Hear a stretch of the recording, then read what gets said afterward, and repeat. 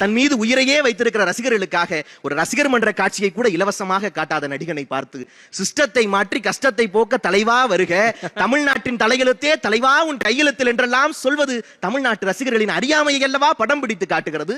நடிகர்களே, அரசியலில் உங்களின் உயரம் என்ன? தங்கள் நடிகர்களின் நடிப்பின் உயரத்தை மட்டுமே பார்த்து நடிப்பு ஒன்றே நாடாளுவதற்கான தகுதி என அறியாமையில் அவர்களை அளிக்கிற ரசிகர்களின் அறியாமை குற்றமே, குற்றமே, குற்றமே. கொள்கையற்ற தேசம், கொள்கையற்ற அரசியல் தேசத்தை நாசமாக்கும் என்பார் காந்தியடிகள். இலவசத்தை ஆதரிக்கும் தலைவர்கள் ஆதரிப்பார்கள், எதிர்க்கும் தலைவர்கள் எதிர்ப்பார்கள். தலைவர்கள் ஒருபோதும் தங்கள் கொள்கையில் சமரசம் செய்து கொள்வதில்லை. ஆனால் ஒரு நடிகர் தனது திரைப்படத்தில் இலவசத்தை எதிர்த்து நடிக்கிறார். அந்த படத்திற்கு பிரச்சனை வந்தால் பகிரங்கமாக மன்னிப்பும் கேட்கிறார். ஒரு குளிர்பான நிறுவனம் ஆண்டொன்றுக்கு இத்தனை ஆயிரம் லிட்டர் தண்ணீரை நீர்நிலைகளிலிருந்து உறிஞ்சி எடுக்கிறது என புள்ளி விவரம் பேசி புரட்சியும் செய்கிறார். அதே நடிகர் அதே குளிர்பானத்திற்கு விளம்பர தூதுவராகவும் வருகிறார். இதுதான் தலைவர்களுக்கும் நடிகர்களுக்கும் உள்ள வேறுபாடு. இந்த அடிப்படை வேறுபாட்டையே உணராத ரசிகர்கள் கொள்கை பிடிப்பில்லாத நடிகர்களை நாடால் அழைப்பது குற்றம்.